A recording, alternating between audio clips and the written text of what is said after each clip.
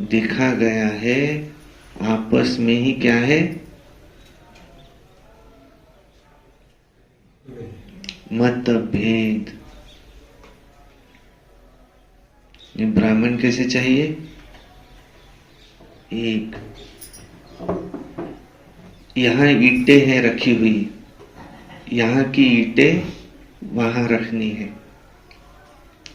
और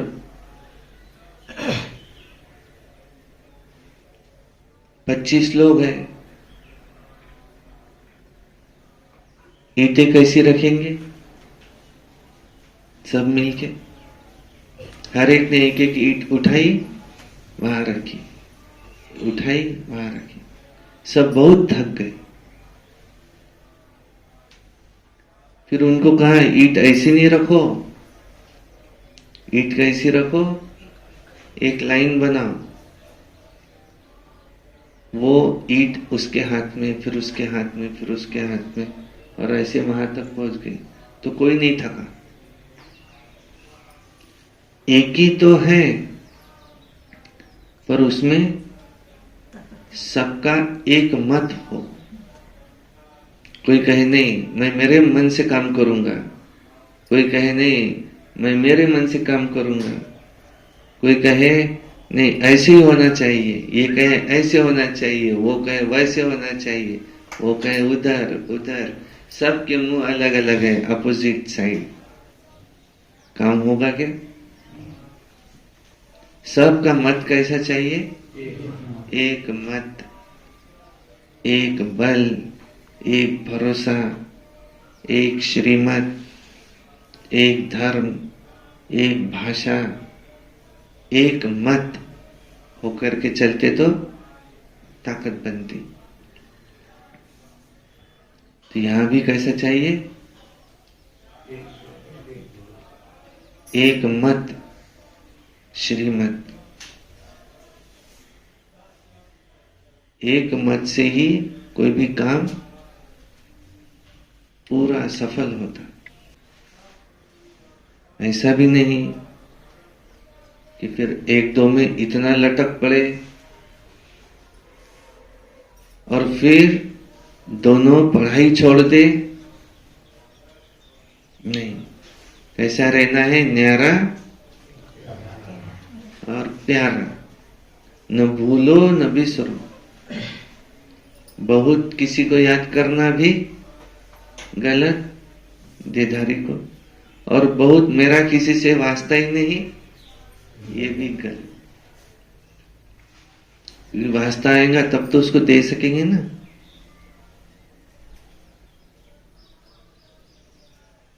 सेवार्थ बाबा क्या पढ़ाते हैं? हम कौन है? आत्मा। ये कहते हैं ना, तुम कौन हो? तुम अपने को देह नहीं समझो, तुम आत्मा हो। ये कहते ना, जो सारी दुनिया मानती है। गीता में भी लिखा है, नैनम छिंदंती शस्त्राणि, नैनम दहती पावका, न उसको अग्नि जला सकती है। हम आत्मा है। आत्मा कैसी है? अणु रेणु से सूक्ष्म है। अभी बाबा कहते तुम उसको प्रैक्टिकल स्वरूप में लाओ। आत्मा समझ करके व्यवहार में आओ, आत्मा समझ कर चलो, देह का भान भूलते जाओ। आत्मा के अनेक जन्म हुए हैं, तुम अपने जन्मों को याद करो। फिर दूसरा बताते भगवान कौन है। भगवान कौन है? दुनिया वालों को पता नहीं। दुनिया वालों ने क्या कह दिया? भगवान कहाँ है? कहा नहीं है। तुम में है, मुझ में है, यहाँ है, वहां है, सब में है। पत्थर ठिक्कर भीतर सब में है। भक्ति मार्ग में कहा भक्त प्रहलाद कहा नहीं है? क्या इस खंबे में है? जी हाँ, खंबे में भी है। खंबे से निकले नरसिंह अवतार और उसका वध किया। तो भगवान तो ऐसे काम कभी नहीं करता। देखो, न दिन है न रात है, देखो न कलयुग है न सतयुग है, देखो न मैं नर हूं न मैं पशु हूं, देखो न मैं मनुष्य हूं न मैं देवता हूं, मैं तो परमात्मा हूं। न दिन है न रात है, न ऊपर है न नीचे है, ऐसे न अंदर है न बाहर है, बीच में आते हो शिव बाबा संगम पर। और एक तरफ गीता में कहा हुआ है कि परमात्मा अणु रेणु से सूक्ष्म है, ज्योतिर्बिंदु है, ज्योतिर्लिंग, ये उनकी यादगार है दुनिया में कोने कोने में। ये पशुपतिनाथ, सोमनाथ, रामेश्वर, राम के भी ईश्वर, सब के नाथों के नाथ। और वहां क्या रखा है? शिवलिंग, शिव ज्योतिर्लिंग पूरा कहते। क्या है वो? ज्योतिर्लिंगम। क्योंकि शिव का लिंग ऐसे अंडाकृति, ऐसे साक्षात्कार होता है ज्योति स्वरूप। फिर उनकी ऐसी प्रतिमा बनाकर पूजा करते। यह परमात्मा का सत्य स्वरूप। दुनिया वालों को पता न होने के कारण उन्होंने क्या कह दिया? सर्वव्यापी है। ये गलत मान्यता दुनिया में आई।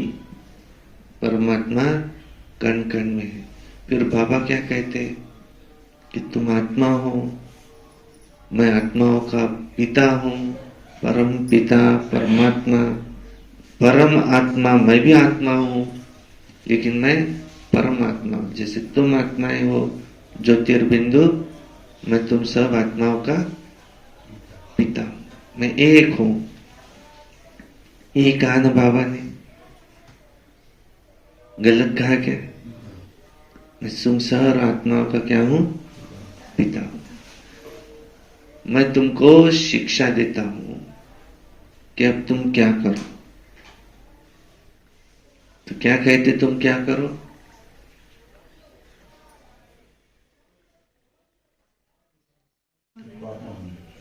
तुम पावन बनो। क्या कहते? श्रीमत कौन सी देते? तुम क्या करो? अब तुम पावन बनो। फिर पूछने वाले पूछते कि हम पावन कैसे बने, तो उसकी विधि भी बता देते। कौन सी?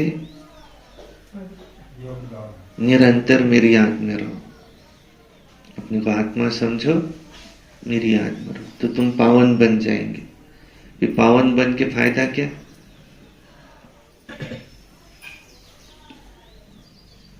पावन बन जाए तो पावन बन के फायदा क्या? क्या?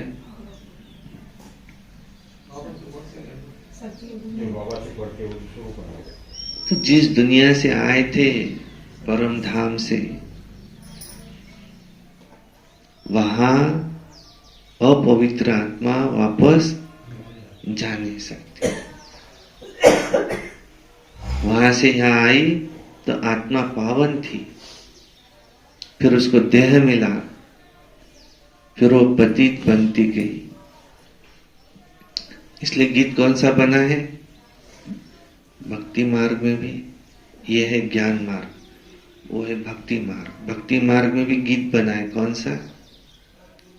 लागा चुनरी में दाग छुपाऊं कैसे, लागा चुनरी में दाग, चुनरी में दाग छुपाऊं कैसे, घर जाऊं कैसे, लागा चुनरी में दाग छुपाऊं कैसे।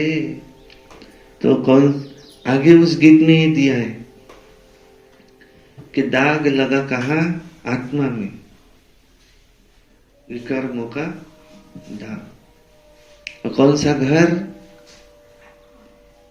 परम धाम, परलोक, ब्रह्मलोक, निर्वाण धाम, शांति धाम, मुक्ति धाम, कुरान में लिखा है 7वां आसमान, अर्श आज़म।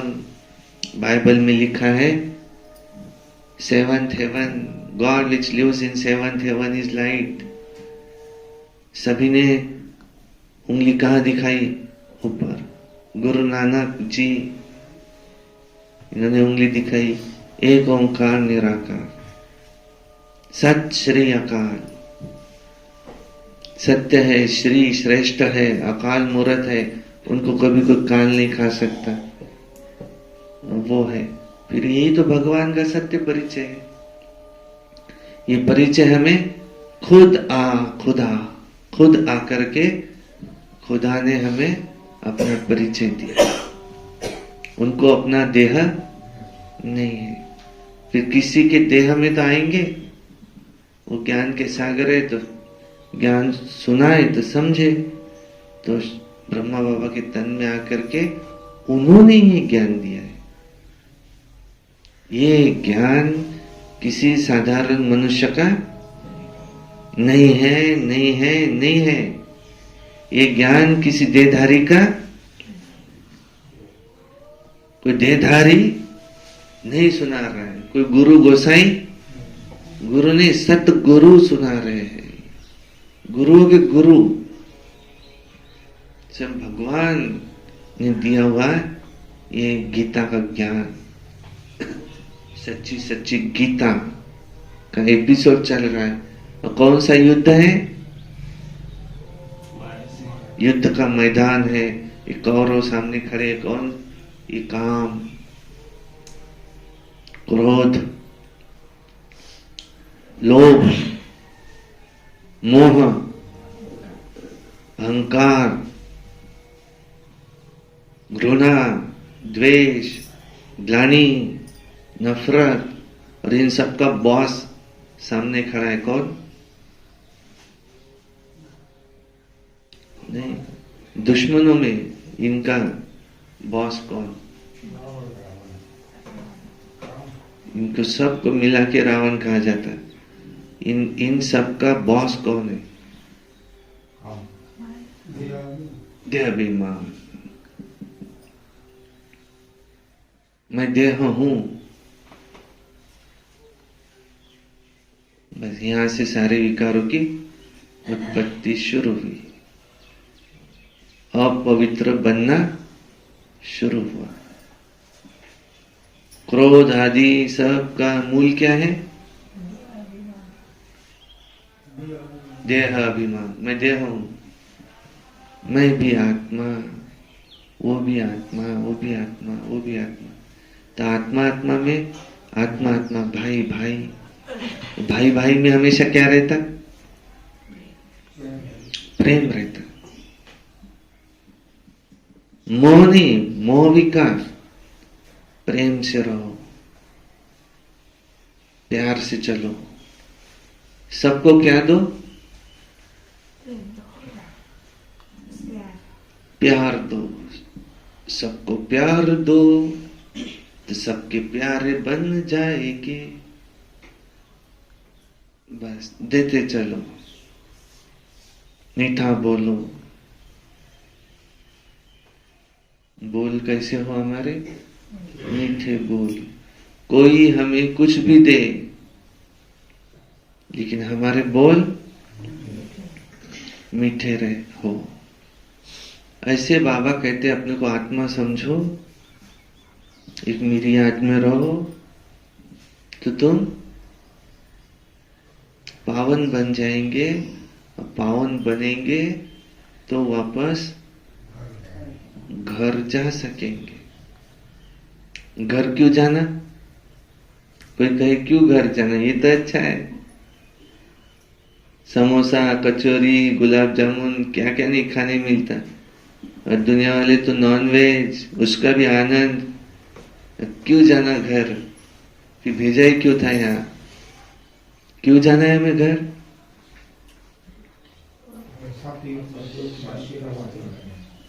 क्यों जाना है घर? क्योंकि अब ये चक्र, ये साइकिल, ये कल्प अब यहां खत्म होता है। चाहे न चाहे अब सबको घर जाना ही है। बच्चा सुबह खेलने गया ग्राउंड पर, अब शाम हो रही, उसके पिताजी आए, माँ तो घर से बाहर जाती नहीं, किसको भेजेंगी माँ? पिताजी को, जाओ उसको लेके आओ, ग्राउंड पर खेल रहा है। पिताजी गए, हम आत्माओं के पिता शिव बाबा, ऐसे शिव बाबा भी आए हैं। तुम यहां कब आए थे? सत्युग बीता, त्रेता बीता, द्वापर हुआ, कलयुग आ रहा है, अभी खत्म हुआ। इतने जन्म तुमने लिए, अभी सुबह से लेके शाम हो गई, अभी घर चल। सुबह तुमको भेजा था तो ना नीला धुला के भेजा था ना, माँ ने कितना अच्छा नीला धुला के, तेल लगा के, अच्छी कंघी करा के, पाउडर वाउडर लगा के, कपड़े प्रेस के, जूते वगैरह पहन के एकदम फ्रेश घर से निकला था। और शाम को उसका चेहरा देखो तो, ग्राउंड पर खेलते खेलते गिरा होगा, पड़ा होगा, किसी ने मुंह भी दबाया होगा उसका। अभी सारी चेहरे पर क्या लगी है? मिट्टी मिट्टी मिट्टी। तो अभी हम पर भी क्या लगा हुआ है? सब देह। देह क्या है? मिट्टी। ये देह रूपी मिट्टी में हम फंस गए। अब सब बच्चों को अब बाप घर ले जाएंगे। वो अगर कहे मुझे चलना है तो ठीक, वो अगर कहे मुझे और खेलना है तो कान पकड़ कर कि बाप उसको घर लेकर जाएंगे। ऐसे अभी महाविनाश, महाभारी महाभारत लड़ाई सामने खड़ी है, जिसको कहा जाता है तीसरा महायुद्ध। कहते ना, न्यूटन से किससे पूछा था, तीसरा महायुद्ध हुआ तो क्या होगा? पहला हुआ, दूसरा हुआ, अगर तीसरा महायुद्ध हो जाए तो क्या होगा? उन्होंने कहा ये कहता चौथा नहीं होगा, इतना भीषण होगा, चौथा नहीं देख सकेंगे, तीसरा लास्ट होगा। क्योंकि आज इतने weapons, nuclear weapon, atom bombs, hydrogen bomb, ऐसे बॉम्ब है कि उसमें से गैस निकलता है ना, तो पल भर में सब खत्म हो जाए। ऐसा है। ये अगर महाविनाश हुआ तो दुनिया बचेंगी नहीं। और आज अमेरिका के लिए कहा जाता है, America has power to destroy this earth 600 times. एक बटन दबाए ना, 600 बार पूरी दुनिया खत्म हो सकती। ऐसे वेपन्स बन के तैयार है। अब इसका कोई उपयोग नहीं होगा क्या? बनाने वाले साइंटिस्ट तक सोचते हैं कि अगर इसका उपयोग हुआ तो हाहाकार होगा, ये मुझे नहीं बनाना चाहिए था। बाद में सोचता है बनाने के बाद, और जब बनाते हैं तो उनको कोई तो भी प्रेरणा कर रहा है, बनाओ बनाओ, ऐसा फील होता। तो कौन प्रेरणा कर रहा है उनको?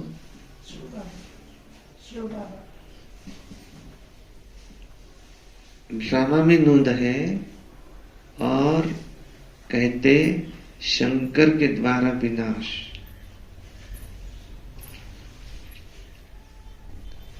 शंकर ब्रह्मा बाबा का संपूर्ण रूप, बेहद का वैराग, वो उनको प्रेरणा दे रहा है, बनाओ बनाओ। ड्रामा में नूंद है, इसमें किसी का दोष नहीं। और कई अपन तो कहते हैं अपने आप भी फूट जाएंगे। ये महाभारी महाविनाश सामने खड़ा है। इसलिए हे विशेष भारतवासियों, जागो, भगवान भारत में आए हैं। और हे सर्व मनुष्यात्माओं, जागो, निकट भविष्य में होने वाले महाभारी महाभारत महाविनाश से पहले जो शिव परमात्मा इस धरा पर आए हैं, उनसे अपना सुख शांति का वर्षा ले लो। क्योंकि शिव है कौन? शिव है कल्याणकारी, और शिव है कालों के काल, महाकाल। उनकी बारात में कौन दिखाए हैं? भूत प्रेत, अहिल्याए, गणिकाए, कुब्जाए, सबको वापस ले जाएंगे। ये कौन है? सब उनके बाराती। अब सारे विश्व की आत्माएं मच्छर सदृश वापस जाएंगी, रह जाएंगी थोड़ी, 9 लाख। वहां से नया युग, सतयुग शुरू होगा। पूरा खाली नहीं होता, प्रलय नहीं आती, परंतु कलयुग का विनाश होता, सतयुग की स्थापना होती। सावधान, नया युग आ रहा है। पुराने को नए में हमको ट्रांसफर करना है। सिर्फ अपना बैगेज हम क्या करते हैं? ट्रांसफर, इस दुनिया से उस दुनिया। भगवान आए हुए हैं, उनकी श्रीमत पर चलो, कायदे में फायदा है।